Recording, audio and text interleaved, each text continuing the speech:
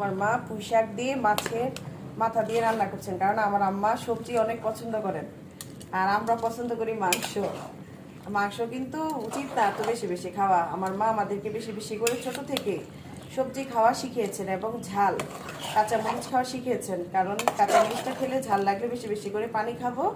সে কারণে আমার মা আমাদেরকে মরিচটা ঝালটা খাওয়া শিখিয়েছে, বলছে ভিটামিন সি পাওয়া যায়। তাই আমরা এখন অভ্যস্ত, ঝালও পছন্দ করি এবং বেশি বেশি করে শাক সবজি খাই, কারণ শাক সবজি কিন্তু স্বাস্থ্যের জন্য অনেক উপকার। এই যে দেখুন আমার আম্মা সুন্দর করে মাছের মাথা দিয়ে পুঁই শাকটা রান্না করছেন। সবাই আমাদের মতো বেশি বেশি করে সবজি খাবেন এবং আমাদের মতো সুন্দর থাকবেন। আল্লাহ হাফেজ। তো ঢেকা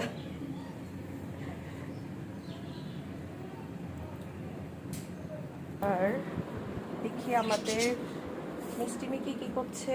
এই যে মিষ্টি মিকি, মিষ্টি মিকি কি করছো তোমরা?